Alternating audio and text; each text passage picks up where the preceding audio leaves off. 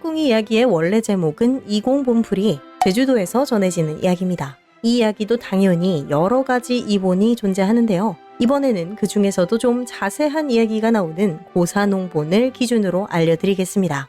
아주 먼 옛날 김정나라 김정국이라는 사람과 임정나라 임정국이라는 사람이 살았습니다. 두 사람은 이웃사촌이라는 말이 딱 어울리는 관계였어요. 김정국이라는 사람은 위쪽, 임정국이라는 사람은 아래쪽에 살았는데 임정국은 천하의 거부였고 김정국은 찢어지게 가난했지만 이 두 집이 사이가 아주 좋았거든요. 지갑 사정만 다르고 이름도 사는 곳도 모두 같은 두 사람은 가진 고민마저 비슷했습니다. 두 사람 모두 나이가 꽤 많았는데도 슬하에 아직 자식이 없었거든요. 대체 몇 살이길래 자식이 없어 고민이었냐? 아주 많은 나이긴 했죠. 30살이었으니까.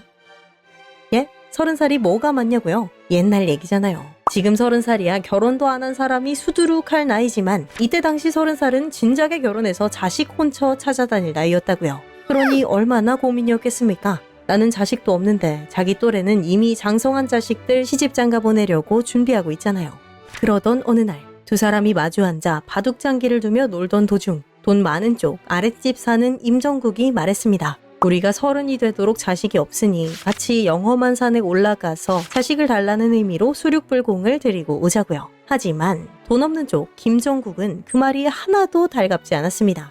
수륙불공은 물과 육지를 헤매는 영혼들을 위로하는 수륙제랑 자신의 소원을 이루기 위해 공양을 드리는 불공을 함께 이르는 말인 것 같은데 공양을 하려면 바칠 재물이 있어야 하잖아요. 근데 김정국은 재물은커녕 오늘 먹을 양식도 부족한데 어떻게 공양을 합니까? 임정국은 그런 걱정 말고 불공을 드리는 동안 먹을 양식만 마련해와라. 재물은 내가 다 준비하겠다 라고 말했습니다. 아까 제가 말했죠. 두 사람 사이가 아주 좋다고. 김정국은 고맙고 신이 나서 감사의 인사를 한 뒤 곧장 자기 집으로 돌아가 아내에게 이 말을 전했고요. 아내도 처음에는 난감해했지만 사정을 듣고는 기뻐하며 바로 먹을 양식을 장만해 주었습니다. 그로부터 며칠 후 두 사람은 함께 영험한 산에 올라 수륙불공을 드렸습니다. 자식을 두고 싶다는 간절한 마음을 담아 석 달하고도 열흘, 총 100일 동안이나요. 100일의 불공을 마치고 집으로 돌아가는 길, 임정국은 한 가지 제안을 했습니다. 우리가 한날 한시에 함께 불공을 드렸으니 분명 둘 다 아이를 가질 텐데 만일 우리 아이들이 성별이 다르다면 아이들을 결혼시키자는 제안이었죠. 김정국은 이에 동의를 했고 두 사람은 그렇게 헤어져 각자의 집으로 돌아갔습니다. 이들이 들인 노력은 정말 하늘까지 닿았던 모양입니다. 그로부터 10달 후 임정국과 김정국 모두 자식을 얻은 걸 보면 말이죠. 김정국은 아들을 낳아 사라도령이라는 이름을, 임정국은 딸을 낳아 원강암이라는 이름을 지어주었습니다. 정성을 들여 얻은 귀한 자식인 만큼 두 사람은 아이들을 사랑으로 키웠고 사라도령과 원강암이는 쑥쑥 자라났죠. 세월은 흐르고 흘러 어느덧 사라도령과 원강암이는 15살이 되었습니다. 장성한 아들을 보면 자랑스럽고 뿌듯해야 하지 않나 싶은데 사라도령을 보며 아버지 김정국은 매일 땅이 꺼져라 한숨만 쉬었습니다. 아들이 결혼할 나이가 되면서 15년 전에 한 그 약속을 지켜야 할 때가 다가왔는데 자신은 여전히 가난하니까요. 결혼을 하려면 좀 두 집안이 서로 비슷해야 하는데 자기 집 형편은 임정국에 비해 너무 처지니까 그때 그 약속을 지키자고 말할 수는 없었던 겁니다.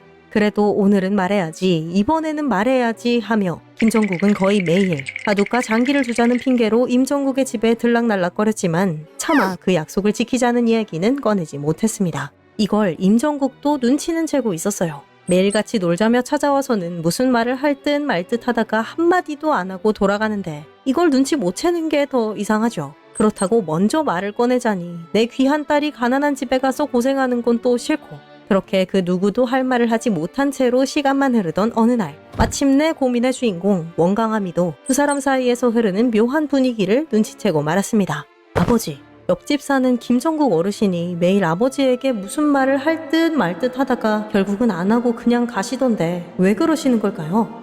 임정국은 내가 알 바 아니다, 내가 들을 만한 일이 아니다 라며 말렸지만 원강암이는 물러서지 않았습니다. 결국 임정국은 딸에게 지금까지 있었던 모든 이야기를 털어놓았죠. 원강암이는 그 말을 조용히 듣더니 아니 그 말을 못해서 다 큰 어르신 둘이 속만 태우고 계셨습니까? 그냥 여자애 하나 안 낳은 셈 치고 허운하십시오. 당사자가 그렇게 말하니 임정국은 다음날 김정국이 집을 찾아오자마자 이야기를 꺼냈습니다. 우리 옛날에 약속했던 일을 지켜서 원강암이와 사라도령을 결혼시키자고요.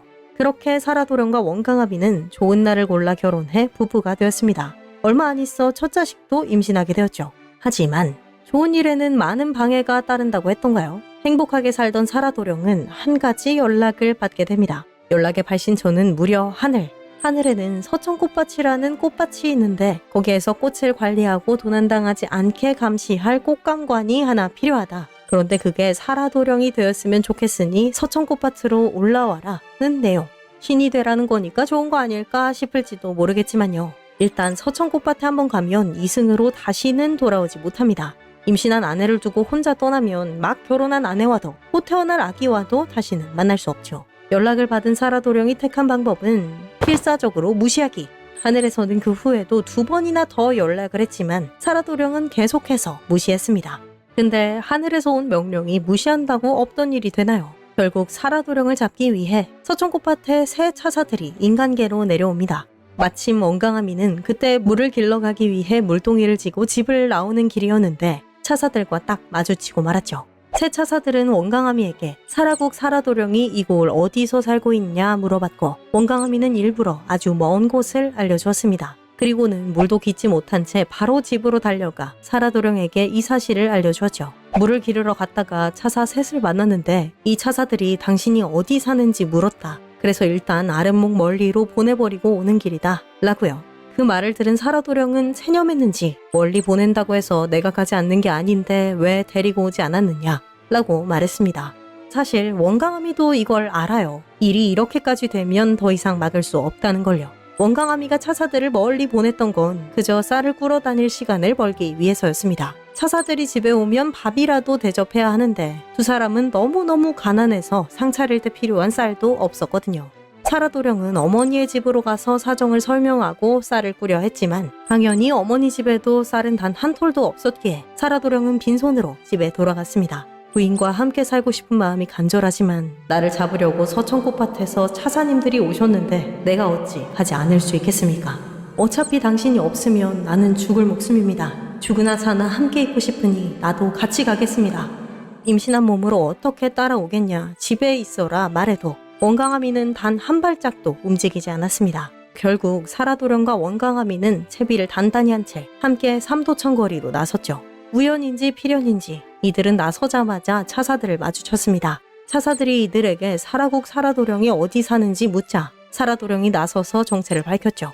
대체 어디 가려고 집을 나서시오? 차사님들 가시는 곳으로 같이 가려고 나서는 길입니다. 이 말을 듣고 차사들은 화가 머리끝까지 나서 들고 있던 쇠몽둥이로 사라도령의 어깨를 힘껏 내리쳤습니다. 불쌍한 사라도령은 고통 때문에 쓰러져 기절하고 말았죠. 저는 왜 화났는지 이해가 잘 안 가는데 말하는 걸 보니까 자기들 밥 차려주기 싫어서 집을 나온 줄 알고 화가 났던 것 같아요. 이 광경을 본 원강아미가 달려들어 그게 아니다. 우리가 너무 가난해서 차사님들 대접할 밥 한 그릇도 없어서 그런 거다 라고 말하니 차사들은 그제서야 화를 거두고 함께 길 나서자고 말했습니다. 불쌍한 원강아미는 기절에 쓰러져 있는 사라도령의 입을 벌려 물을 먹였고 둘은 차사들과 함께 서천꽃밭으로 향하는 여정을 시작합니다. 사라도령과 원강아미는 3명의 차사를 따라 여정을 시작하려 했습니다만 그러기도 전에 사라도령이 쇠몽둥이로 얻어맞은 바람에 원강아미는 그가 정신이 들 때까지 돌봐주어야 했죠. 막상 가해자인 차사들은 따라오라는 말만 남기고 먼저 떠나버렸고요. 차사들이 간 길을 따라 하염없이 걷고 또 걷고 그렇게 걷다 보니 어느덧 해가 뉘엿뉘엿져서 두 사람은 길바닥에서 잠을 청하기로 했습니다. 마침 바닥에 억새 한아름이 있으니까 이걸 베개 삼아 자면 되겠네요. 씨앗을 품고 있는 억새풀들이 자신과 많이 닮았다는 생각을 하며 원강아미는 그렇게 잠이 들었습니다. 다음날 동이 트기 직전 여보, 나를 원강택이라는 종으로 만들어서 천년장자네 집에 팔아주십시오. 나는 그곳에서 살겠습니다. 원강아미는 자고 있던 사라도령에게 이렇게 말했습니다. 이게 대체 무슨 뜬금없는 소리냐? 사실 이날 밤 사라도령과 원강아미는 먼 곳에서 들려오는 닭과 개의 울음소리를 들었습니다. 원강아미는 그런 소리가 들릴 때마다 사라도령에게 저게 누구 집 닭이냐 누구 집 개냐 물었고 그때마다 사라도령은 그 소리가 이 근처에 사는 어마어마한 부자 천년장자네 집의 동물들이 내는 소리라고 말했죠. 그래서 그 말을 들은 원강아미는 자신이 그 집의 종으로 들어가고 남편은 서천꽃밭에 홀로 보내야겠다고 생각한 겁니다. 임신한 몸으로 계속해서 걷는 게 내심 힘들었나 봐요. 아무래도 길이 너무 힘들고 발도 다 부르터서 도저히 걸을 수가 없습니다. 나를 여기 두고 그대 혼자 가십시오. 사라도령은 그러게 왜 같이 가겠다고 했냐며 만류했지만 원강아미 성격 아시잖아요. 한번 결심한 건 누가 뭐래도 해야만 직성이 풀리는 거. 결국 사라도령은 원강아미를 천년장자의 집에 팔기 위해 소리 높여 홍보를 시작합니다. 앞니마에는 햇님이 뜬 듯하고 뒤통수에는 달림이 뜬 듯하며 양쪽 어깨에는 별이 오송송 박힌 듯한 아름다운 종을 판다고요. 한편 천년장자의 집. 아침부터 웬 종을 사라는 외침이 집안 전체에 울리자 천년장자는 첫째 딸을 불러 저 사람이 팔겠다는 종을 보고 오라고 말했습니다. 만약에 마음에 들면 자기가 사주겠다면서요. 첫째 딸은 집 밖에 나가 원강댁의 얼굴을 흘끗 보더니 집으로 쏙 들어갔습니다. 그리고 어디서 굴러먹던 인간인지는 몰라도 저런 거 사서 집에 뒀다간 집안 망할걸요? 라고 말했죠. 그럼에도 사라도령은 계속 종을 사라 외쳤기에 천년장자는 이번에는 둘째 딸을 불러 종을 보고 오라고 시켰는데요. 둘째 딸 또한 흘끗 보고 와서는 저런 거 들였다가는 집안 망한다는 말만 했습니다. 그래도 사라도령은 종을 사라고 외쳤고 천년장자는 마지막으로 막내딸을 불러 종을 보고 오라고 시켰습니다. 막내딸은 언니들과는 조금 달랐어요. 원강댁의 얼굴을 보더니 비록 종이어도 집안을 다스릴 만한 사람이라며 저 종을 사달라고 부탁했거든요. 막내딸 덕분에 겨우 천년장자의 집 안에 들어온 부부. 천년장자는 원강댁을 보고 아까 그 홍보 멘트가 마냥 허풍은 아니었다 싶었을 겁니다. 원강댁은 정말로 이마에는 해가, 뒤통수에는 달이, 양 어깨에는 별이 뜬 것처럼 아름다웠으니까요. 게다가 임신까지 했으니 더 마음에 들죠. 종 하나를 샀는데 하나가 더 딸려오는 거니까. 천년장자는 사라도령에게 종을 얼마에 팔 생각이냐 물었고 사라도령은 뱃속 아기는 300냥, 어미는 100냥, 총 400냥에 팔겠다고 말했습니다. 천년장자야 돈이 부족한 사람은 아니니까 그 자리에서 바로 400냥을 꺼내주었죠. 이 댁은 어떤지 잘 모르겠으나 우리 주인님 집은 주인과 종이 헤어질 때에는 밥상을 차려 먹습니다. 당연한 말이지만 사라도령네 집은 이런 법은 없습니다. 원강댁과 사라도령은 부부니까 헤어질 시간을 조금이라도 뒤로 늦추고 싶었던 것뿐이겠죠. 다행히 천년장자는 그 말을 듣고 별말 없이 밥상을 차려주었습니다. 사라도령의 앞에는 호화로운 칠첩반상을, 원강댁의 앞에는 보말이 담긴 바가지와 홍합 껍데기를 놓았죠. 천년장자야 둘 사이가 주인과 종인 줄로만 알고 있으니까 당연히 신분에 걸맞는 대우를 해준 셈인데 곧 헤어질 마당에 같은 밥상에서 밥도 못 먹는 건 더 서럽죠. 원강아미는 사실 우리 주인님 집은 주인과 종이 헤어질 때 겸상을 한다고 다시 말했습니다.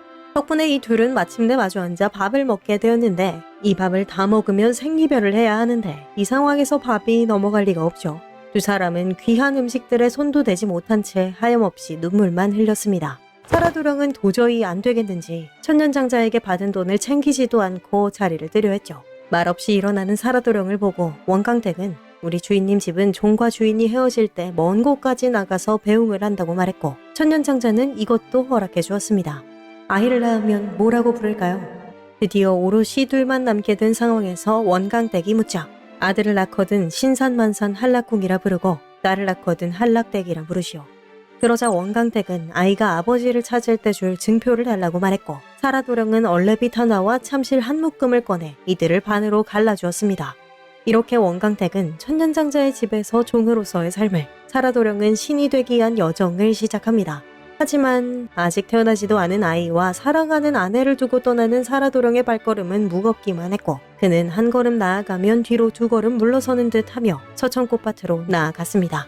원강댁이라는 이름으로 종의 삶을 시작한 원강아미. 기분 나쁜 천년장자와 같은 집에서 사는 건 죽어도 싫었는지 우리 옛날 주인댁은 종과 함께 살지 않고 집을 짓든 집을 사든 해서 주인과 종이 서로 다른 집에서 산다고 말했습니다.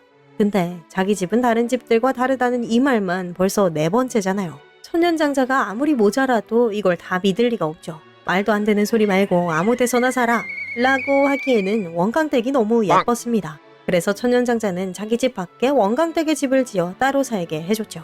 혹시나 요구를 들어주지 않았다가 원강댁이 야반도주라도 하면 어떡해요. 그렇게 원강댁은 종이지만 천년장자의 집 밖에서 살 수 있게 되었습니다. 그는 아이가 태어나기만을 기다리며 바느질 같은 여러 가지 일들을 하며 살았죠. 그리고 천년장자는 그런 원강댁을 매일같이 울타리 너머로 감시했고요. 원강댁이 너무 예뻐서 혹시나 도둑이 원강댁을 납치하기라도 하면 어쩌나 싶은 마음이었다는데 글쎄요. 어느 날 밤 흑심을 숨기지 못하고 원강댁의 집에 쳐들어간 걸 보면 그냥 원강댁을 어떻게 해보고 싶었던 것 같습니다. 천년장자가 원강댁의 집 툇마루에 확 올라서서 원강댁을 부르려 했지만 그가 본 건 원광택의 아름다운 얼굴이 아닌 눈앞에 빙빙 도는 별이었습니다. 원광택이 천년장자를 몽둥이로 두들겨 팼거든요. 밤이면 밤마다 아침에 먹을 쌀을 떠돌이 개가 먹어치우고 떠나길래 그 개인 줄 알고 때렸대요. 근데 제 생각에는 천년장자인 거 알고 때린 것 같아요. 아이고 개 아니고 내 주인이다 천년장자다 하니 원광택은 깜짝 놀라며 이 밤중에 웬일로 찾아왔는지 물었습니다. 그렇게 두들겨 맞았으면서도 천년장자는 내 얼굴이 너무 아름다워서 내 불등잔이나 버탈 겸 왔다며 개수작 멘트를 날렸죠. 참 속도 없네요. 당연한 얘기지만 원광택은 그럴 생각이 전혀 없었습니다. 그래서 우리 전주인 택은 임신을 한 여자는 아이가 태어나고 그 아이가 기어다니기 시작해야 비로소 남자를 가까이 한다고 둘러댔어요. 천년장자는 물론 이게 그냥 하는 말인 걸 눈치챘지만 원광택을 놔주었습니다. 야반도주할까봐 두려웠나봐요. 원광택이 사라도령과 함께 여정을 떠나고 종으로 팔리고 흑심을 품은 천년장자를 두들겨 팔 동안 뱃속에 있는 아이는 무럭무럭 자라났고 세상에 나왔습니다. 해산을 하고 보니 원광택과 사라도령의 아이는 남자아이였기에 원광택은 아이에게 신산만산 한라쿵이라는 이름을 지어주었죠. 아이가 건강하게 태어나서 배밀이를 하고 기기 시작하는 게 모든 엄마의 행복이라지만 원광택은 마음 한구석이 계속 무거웠을 겁니다. 아이가 기기 시작하면 또 천년장자가 쳐들어와서 자신을 어떻게 해보려 할 테니까요. 아니나 다를까 한라쿵이가 기어다니기 시작한 날 밤 천년장자는 또 원광택의 집에 쳐들어왔습니다. 하지만 이번에도 원광아미는 그를 떠돌이 개로 착각하고 두들겨 팼고 천년장자는 전에 한 약속을 지켜야 한다면서 들이댔습니다. 원광택은 또 아이가 책가방을 메고 일천서당에 다니기 시작해야만 남자를 가까이 하는 법이라며 거절했고요. 한라궁이가 무럭무럭 자라 어느덧 일천서당에 다닐 나이가 되자 천년장자는 또 다시 원광택의 집에 쳐들어갔습니다. 그리고 또 쳐맞았죠. 우리 전주인님 댁은 아이가 직접 쟁기를 지고 밭을 갈러 다녀야지만 남자를 가까이 하던 하지만 한 번도 두 번도 아닌 세 번이나 이어진 거짓말에 천년장자의 인내심은 바닥이 나고 말았습니다. 온갖 욕설을 퍼부으며 매번 사람을 속여넘기기만 하는 원광택을 죽여버리겠다고 으르렁댔죠. 이 말은 단순한 협박이 아니었습니다. 천년장자는 그 즉시 형틀을 내놓고 목을 자를 장검을 꺼내고 사형집행에 필요한 깃발을 내걸고 망나니까지 불러 원광택을 끌고 나왔죠. 절체절명의 순간 어린아이를 둔 불쌍한 원광택의 운명은 과연 어떻게 될까요? 천년장자가 모든 준비를 마치고 원광택을 죽이려 하는 그 순간 천년장자의 막내딸이 뛰쳐나왔습니다. 이게 대체 무슨 일이냐며 묻는 막내딸에게 천년장자는 저것이 계속 사람을 속여 넘기기만 하니 죽여야 마땅하다며 길길이 날뛰었죠. 아버님, 아무리 자기 종이라도 사람을 죽이면 역적이에요. 사람이 어떻게 감히 같은 사람의 삶과 죽음을 결정하겠어요. 대신 버력을 시키세요. 막내딸이 말한 버력이 뭐냐? 벌을 받는 개념으로 하는 노동입니다. 착한 막내딸은 원광택의 목숨이라도 살려보려고 사형 대신 버력을 제안한 거죠. 한라궁이는 낮에는 나무 50바리를 해오고 밤에는 새끼줄 50동을 꼬라고 하세요. 한라궁이 어머니 원광택은 낮에는 물명주 5동을 메고 밤에는 물명주 2동을 짜라고 하시고요. 여기서 잠깐 멈추고 막내딸이 제안한 버력이 과연 어떤 정도인지 계산해보죠. 한 바리는 말이나 소 한 마리에 최대한 실을 수 있는 짐을 의미해요. 그러니까 나무 50바리를 해라 하면 말이나 소 50마리에 최대한 실을 수 있을 만큼 나무를 하라는 거죠. 구글에 검색해보니까 말은 자기 몸무게의 10에서 15%까지 실을 수 있대요. 말 한 마리는 약 420kg이라고 하니까 한 바리는 약 42kg이라는 거죠. 여기에 50을 곱하면 2100kg. 그러니까 한라궁이는 매일 낮에만 나무 2100kg을 해와야 하는 거예요. 그리고 한 동은 굵게 묶어서 한 덩이로 만든 묶음인데요. 어떤 묶음인지에 따라 그 수량이 조금씩 다릅니다. 새끼줄의 경우에는 잘 모르겠지만 명주일 경우에는 50필이 한 동이죠. 15세기에는 한 필이 16m 38cm였다고 하니 그게 50개 모인 한 동은 819m. 4동과 2동이라고 하니 여기에 또 낮에는 5, 밤에는 2를 곱해야겠죠. 얼마나 많은 양인지 감이 오시죠? 그러니까 막내딸이 제안한 버력은 아무리 봐도 그 수위가 어마어마합니다. 착하다고 하기에는 좀 일의 양이 너무 많죠. 때리는 시어머니보다 말리는 시누이가 더 밉다더니 여기서 시누이 역할이 막내딸인가 싶기도 하고요. 아빠 성격을 아니까 괜히 약한 버력을 제안했다가 아예 죽여버릴 것 같아서 센 버력을 제안한 거라고 생각하시죠. 부모님이 몇 대 맞을 거냐고 물어볼 때 안 맞겠다고 말하면 괘씸죄로 더 맞는 것처럼. 그렇게 원광택은 목숨은 지켰지만 자신과 아들이 엄청나게 강한 노동을 해야 하는 상황에 처하게 되었습니다. 낮에는 물명주 5동을 메고 밤에는 물명주 2동을 짜라니 이게 어떻게 가능해요? 한라궁이에게 주어진 버력은 더 심각한 수준입니다. 아직 67살밖에 안 된 아이가 하루에 나무 50발이 새끼줄 신동을 어떻게 마련하냐고요. 그런데 이게 가능했습니다. 왜인지는 모르겠지만 원광댁이 낮에 물명주 석동을 매면 두동은 그냥 저절로 메어졌고 밤에는 손 하나 까딱 안 해도 물명주 두동이 저절로 짜졌거든요. 그러니까 원광댁은 낮에만 물명주 두동을 매면 되었던 겁니다. 한라궁이도 마찬가지였습니다. 낮에 숲에 가서 한 바리만 나무를 해도 49바리는 저절로 되었고요. 베어낸 나무들은 모두 깔끔하게 정리되어서 소암 아래 차곡차곡 실리기까지 했어요. 밤에도 새끼줄 딱 한 동만 꼬면 나머지 49동은 저절로 꼬아졌고요. 이것도 적은 양은 아니지만 그래도 전에 살인적인 노동 강도에 비하면 훨씬 낫죠. 원본 이야기에서는 언급되지 않았지만 아마도 이 상태로 아주 오랜 시간이 흘렀을 겁니다. 옛일곱에 불과했던 한라궁이는 어느덧 청년이 되었겠죠. 비가 추적추적 내리던 어느 날 막내딸은 비가 오는데도 평소처럼 숲에 갈 채비를 하는 한라궁이가 너무 불쌍했습니다. 그래서 아버지는 저들이 불쌍하지도 않냐며 비도 오니까 오늘은 쉬게 해달라고 부탁했죠. 근데 웬일로 천년장자가 이걸 허락해줬어요. 그 덕에 한라궁이와 원광댁은 오랜만에 쉴 수 있었습니다. 근데 이게요, 고기도 먹어본 사람이 먹는다는 말이 있잖아요. 쉬는 것도 마찬가지입니다. 쉬어본 사람이 쉴 줄도 아는 법이죠. 너무 오랫동안 열심히 일해서 쉬는 법도 모르는 두 사람은 기어코 집 안에서 할 수 있는 일을 찾았습니다. 원광댁은 구석에 뒀던 헌옷을 꺼내 수선하고 한라궁이는 새끼줄을 꺼내 집신을 삼았죠. 어머니, 심심한데 콩이나 먹게 콩 좀 볶아주세요. 엄마 원광댁이 콩이 없다고 하니 한라궁이는 장자네 집 콩깍지를 털면 콩이 한 섬은 나올 거라며 천년장자네 집 콩깍지를 털어서라도 콩을 볶아주라고 말했습니다. 한라궁이가 좀 철이 없네요. 원광댁은 하는 수 없이 천년장자의 집에 가서 자신에게 유일하게 우호적인 존재 막내딸에게로 향했습니다. 그리고 한라궁이가 콩을 볶아달라고 한다며 말을 걸었죠. 막내딸이야 콩이 없는 삶은 산 적이 없으니 볶아주면 되죠? 하고 대답했고요. 원광댁은 자기 집에 콩이 없다고 말하니까 아들이 장자님 집 콩깍지를 털어보라고 했다 말했고 막내는 털어서 볶아주세요 하고 허락했습니다. 천년장자네 집에 쌓여있는 콩깍지를 터니까 정말 콩이 한 섬 수북히 나왔습니다. 원광댁은 거기서 서너 되를 꺼내다가 키질을 하고 솥에 넣어 볶기 시작했죠. 솥 안에서 콩은 점점 먹기 좋게 노릇노릇해졌습니다. 이제 조금만 더 볶으면 먹을 수 있겠다 싶었는데 갑자기 들리는 한라궁이의 목소리. 천년장자가 원광댁을 부르고 있다네요. 원광댁은 혹시 늦게 갔다가 호통이라도 들을까 빠르게 천년장자의 집으로 향했습니다. 어머니가 나간 사이 한라궁이는 부엌에 조용히 들어왔습니다. 그리고 가마솥 옆에 있던 죽젓개를 숨겼죠. 원문에서 죽젓개라고 하는데 이게 죽젓개거든요. 죽 저을 때 쓰는 나무로 된 방망이. 이걸 숨기니까 돌아온 원강아미는 콩을 볶을 수가 없었습니다. 콩은 곧 할 것만 같은데 분명 아까까지 썼던 죽젓개는 없고 옆에서 지켜보던 한라궁이는 콩이 타니 어서 저으라고 했지만 저을 수가 있어야 말이죠. 방금까지 썼던 죽젓개를 받냐는 말에도 한라궁이는 다시 한번 콩이 다 타고 있으니 손으로라도 저어라 재촉했습니다. 마음이 급해진 원광댁. 정말 손으로라도 저으려고 엉겁결에 솥에 손을 집어넣었고 그러자마자 곁에 있던 한라궁이가 달려들어 원광댁의 손을 꾹 눌렀습니다. 원광댁이야 당연히 손이 뜨거우니 놔달라며 난리가 났죠. 어머니, 우리 아버지는 누굽니까? 천년장자가 내 아버지 아니냐. 정말 천년장자가 우리 아버지라면 왜 이렇게 말도 안 되는 버력을 시키는 거죠? 진짜 우리 아버지 찾아주세요. 저 올레에 있는 정주목이 내 아버지다. 정주목이 정말로 우리 아버지라면 매일매일 제가 울면서 집을 나설 때마다 또 울면서 집에 돌아올 때마다 울지 말라고 달래줬겠죠. 진짜 우리 아버지는 어디 있습니까?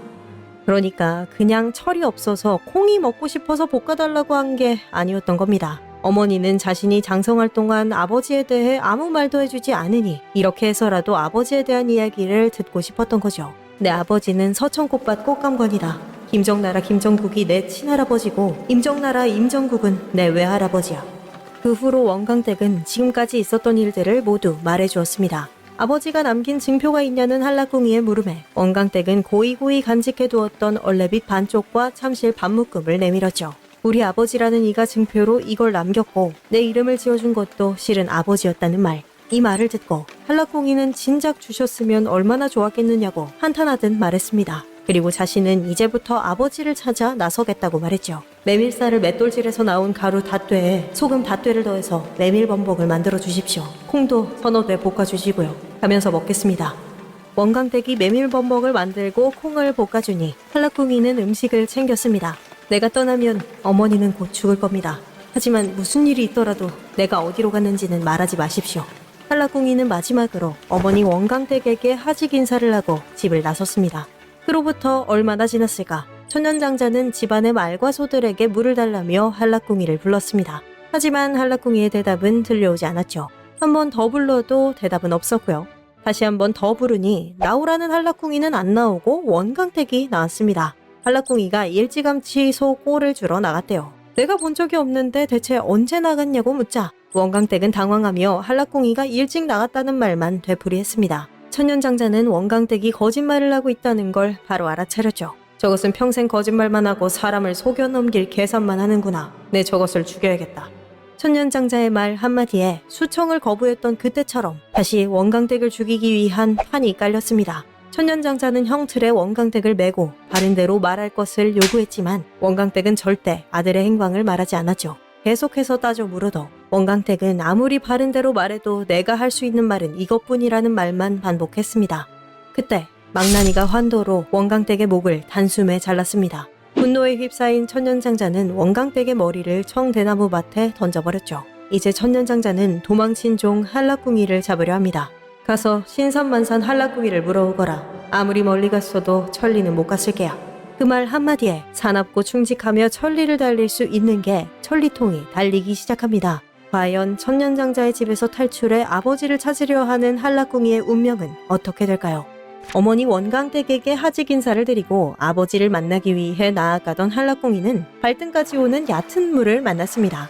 그런데 그때 뒤에서 들려오는 짐승의 으르렁대는 소리, 바로 천년장자의 개, 천리통이 달려오는 소리였죠. 당황할 법도 하지만 한라궁이는 당황하지도 겁을 먹지도 않았습니다. 그저 태연하게 짐을 풀고 메밀범벅을 조금 떼어 천리통에게 건넬 뿐이었죠. 메밀범벅이 뭐냐면요, 메밀가루에 감자나 고구마 같은 부재료를 섞어서 익힌 음식이에요. 제주도에서 물질을 나가거나 목장에 갈 때 배를 채우려고 먹는 건데 여기에 소금이 들어가거든요. 그래도 어디까지나 간을 맞추는 정도지 짤 정도로 많이 넣지는 않는데 원광택이 만든 메밀범벅은 꽤 짭짤했나 봐요. 그걸 먹은 천리통이 목이 말라져서 물을 먹으러 갔거든요. 그 틈을 타 한라궁이는 빠르게 도망쳐 천리통을 따돌렸고요.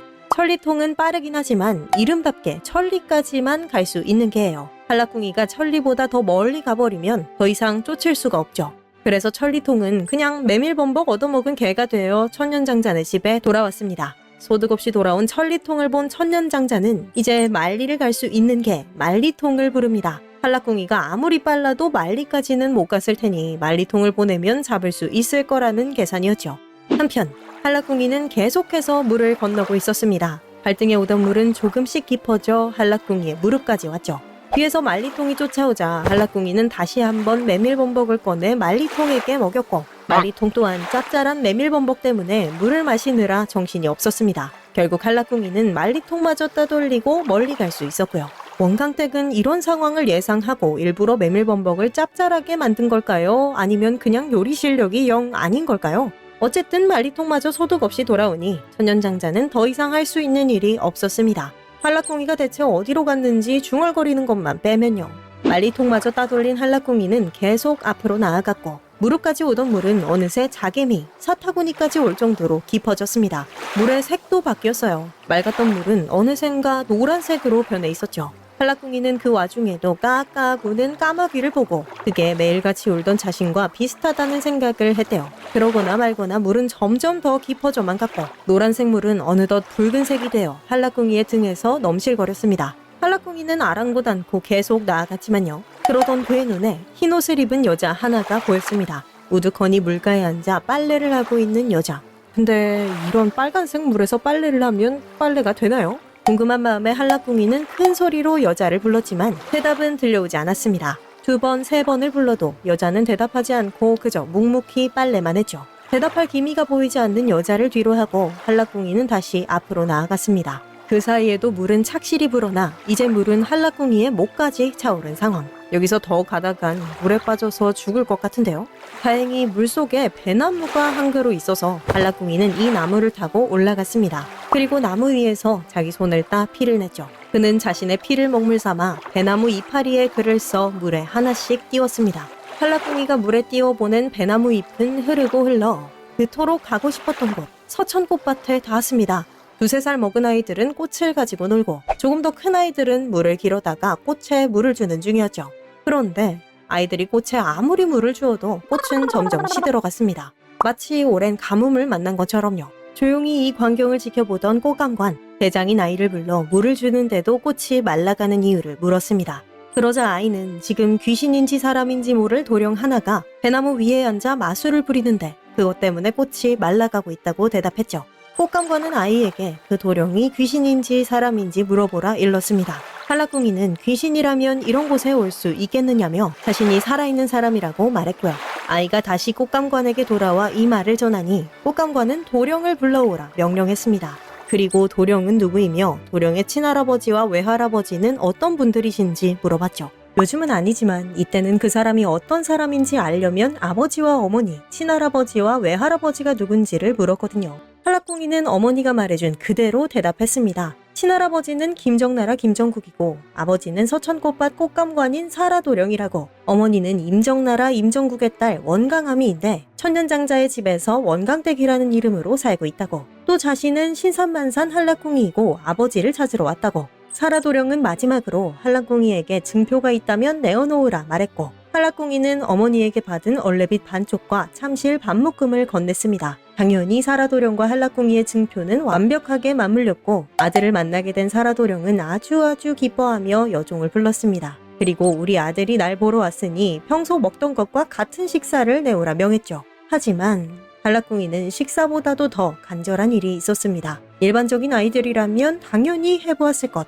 하지만 한라꿍이는 한 번도 해본 적 없는 것. 바로 아버지의 무릎에 앉아 어리광을 부리는 일이요. 15살이나 먹은 청년이 아버지 무릎에 앉아 온갖 어리광을 부리는 모습이 우스꽝스럽게 보이기도 하지만 아마 사라도령과 한라꿍이에게는 아주 뭉클하고 소중한 순간이었을 겁니다. 그로부터 얼마가 지났을까? 한라꿍이와 사라도령은 푸짐한 식사상을 받았습니다. 밥을 먹으며 사라도령은 한라꿍이가 여정에서 겪었던 모든 일들을 차근차근 설명해 주었죠. 한라꿍이가 만났던 점점 깊어지고 색이 변하던 물 말인데요. 이건 모두 어머니 원강댁에게서 나온 물이었습니다. 가장 처음 만난 발등까지 오는 물은 원강댁이 첫 번째 다짐을 하며 흘린 눈물, 무릎까지 오던 물은 그가 두 번째로 다짐을 하며 흘린 눈물, 자개미까지 오던 노란 물은 세 번째로 다짐을 하며 흘린 눈물, 그리고 붉은 물은 원강댁의 목이 잘리며 나온 핏물이었습니다. 형틀에 묶여 고문을 당하고 목이 잘릴 때까지도 원강댁은 아들을 위해 아무 말도 하지 않겠다 다짐했고 그때 흘린 눈물과 피는 강물이 되어 흘렀던 겁니다. 그리고 한라꿍이가 자신과 비슷하다고 느꼈던 까까 굴던 까마귀 있죠. 이건 사실 죽은 원강댁의 혼을 잡아간 차사였습니다.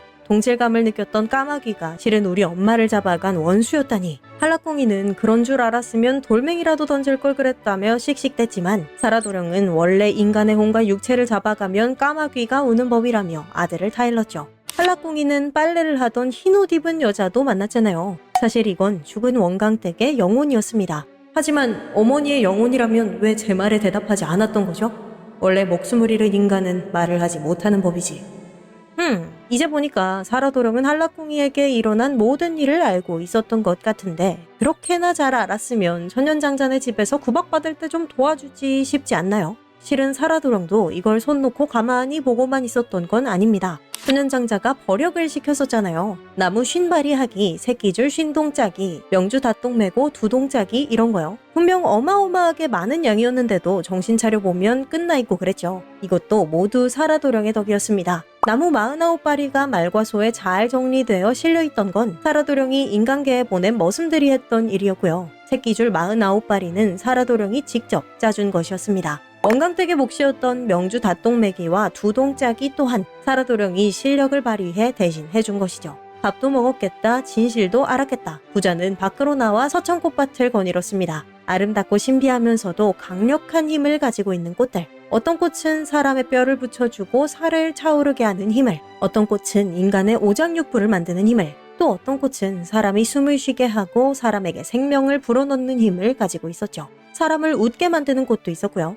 하지만 서천꽃밭에는 이렇게 긍정적인 힘을 가진 꽃만 있는 건 아닙니다. 비실비실 시드는 검율꽃, 주변에 있는 것을 불태우는 불붙을 꽃, 인간의 마음을 악하게 만드는 악심꽃, 그리고 사람을 죽일 수 있는 멸망꽃도 있었죠. 사라도령은 이 모든 꽃들을 소개해주며 한 송이씩 한라꿍이에게 안겨주었습니다. 떼죽나무로 된 회초리를 마지막으로 건네며 사라도령은 이렇게 말했죠.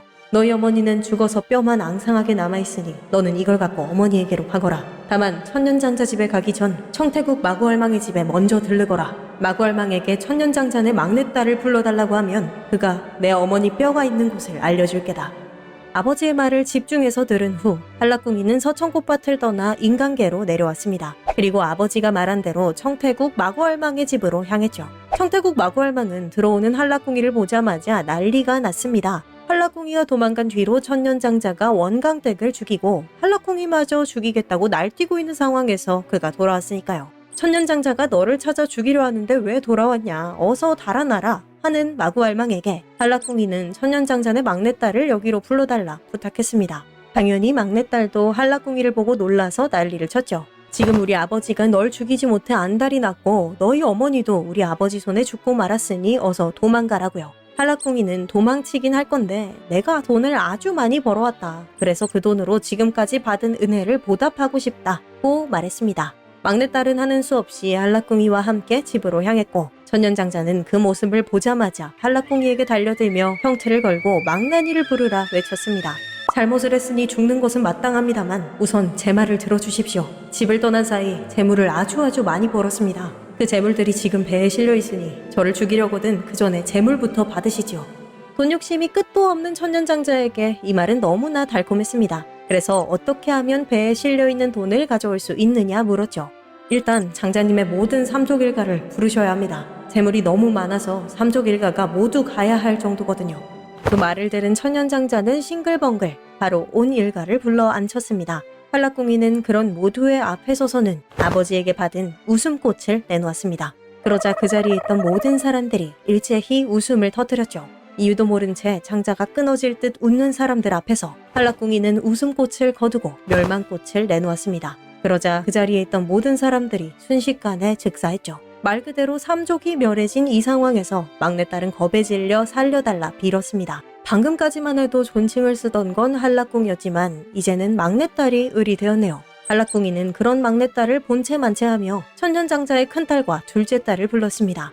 그들이 오자 한라궁이는 불붙을 꽃을 내어놓았고 두 사람은 화염에 휩싸여 순식간에 재로 변했죠. 이 집에서 유일하게 살아남으니 막내딸에게 한라궁이는 우리 어머니가 죽은 곳을 가리키라 말했습니다. 막내딸이 가리킨 곳은 먹이나무가 울창하게 자라있고 온갖 종류의 대나무가 솟아난 숲속. 오랜 시간이 지나기에 원강댁의 시체는 모두 썩어 뼈만 남아있었습니다. 한라궁이는 은장도로 뼈에 감겨 자라난 나무와 덤불을 베어내고 뼈오를 꽃, 오장육부 만들 꽃, 사로를 꽃, 숨쉴 꽃, 말가를 꽃을 뼈 위에 올려놓은 후 떼죽나무 회초리로 이들을 3번 쓸어내렸고 원강댁은 순식간에 살아나 마치 잠깐 봄잠을 잔 사람처럼 멀쩡하게 일어났습니다. 목표를 완수한 한라궁이는 어머니 원강댁과 천년장자의 막내딸까지 이끌고 서천꽃밭으로 향했습니다. 그곳에서 원강댁은 다시 원강아미가 되었고 서천꽃밭에 있는 어린아이들을 돌보며 사는 저승어머니가 되었어요. 아버지 사라도령은 꽃감관의 자리에서 물러나 저승아버지가 되었죠. 그리고 한라궁이는 아버지 대신 꽃감관이 되어 함께 서천꽃밭에서 살게 되었답니다. 때는 명진국 따님아기가 동해옹왕 따님아기와의 꽃피우기 대결에서 승리한 후 삼승할망이 된 시점. 하루는 천보살이 삼승할망에게 사계절 내내 따뜻한 극락땅이 있다고 빗임을 해줍니다. 그 말을 듣자마자 삼승할망은 모든 보살들을 거느리고 천보살이 말한 극락땅을 찾아 떠났죠. 가보니까 정말 그 말대로 사계절 내내 따뜻한 극락 같은 땅이 있는 거예요. 그때부터 삼승할망은 모든 식솔들과 함께 털을 닦기 시작합니다. 인간을 탄생시키는 신비한 힘을 가진 꽃들이 자랄 땅, 서천꽃밭을 만들기 위해서요. 근데 털을 닦고 나니까 막상 꽃밭에 심을 꽃씨가 없네요. 삼승할망은 지부왕에게 이 문제를 의논했고 지부왕은 옥황상제가 사는 옥황에 꽃씨가 있다고 일러주었습니다. 그 말을 듣자마자 삼승할망은 바로 옥황에 올라가 꽃씨를 잔뜩 얻어왔고 따뜻한 3월이 되자 꽃씨를 서천꽃밭에 곳곳에 심었죠. 삼승할망이 심은 꽃씨는 비옥한 땅에서 쑥쑥 자라 꽃을 피웠습니다. 동쪽에서는 청색꽃이, 서쪽에서는 백색꽃이, 남쪽에서는 붉은색 꽃이, 북쪽에서는 검은 꽃이, 그리고 중앙에서는 노란색 꽃이 피어났죠. 이 꽃들은 각각 다른 능력을 가지고 있습니다. 푸른색 꽃은 남자아이를 점지해줄 수 있는 능력을, 흰 꽃은 여자아이를 점지하는 능력을 가졌고요. 붉은색 꽃은 긴 생명을 가진 인간을 점지하는 능력을, 검은 꽃은 짧은 생을 타고난 인간을 점지하는 능력을 지녔죠. 마지막으로 중앙에 있는 노란 꽃은 만과 출세하는 꽃입니다. 이 꽃으로 점지를 받은 아이는 입신양명을 하게 되나봐요. 이제 삼승할망은 이렇게 키운 꽃들을 들고 아이들을 점지하러 다니기만 하면 되는데, 삼승할망은 항상 돌아다니면서 아이를 점지해야 하고 일이 끝나면 또 자기 집으로 돌아가야 하잖아요. 혹시 그 사이에 이 꽃들을 꺾어버리는 사람이라도 나타나면 어쩌죠? 그래서 삼승할망은 서천꽃밭에 꽃을 지키는 자, 꽃감관을 세우기로 합니다. 옥황상제에게 꽃감관이 하나 필요하다 말하니 지부왕은 그 즉시 한 사람을 추천합니다. 어떤 인간 하나가 수륙불공을 들여서 아들을 낳았는데 그 아들이 성인이 된 지금까지 단 한 번도 죄를 지은 일이 없다는 거예요. 죄 한 번 짓지 않을 정도로 착하고 행실도 얌전하다니 꽃감관 자리에 아주 딱이죠. 한편 인간들이 사는 세상, 가난하지만 부잣집 따님과 결혼해 행복한 신혼생활을 보내던 사라도령은 어느 날 하늘에서 연락을 한 통 받습니다.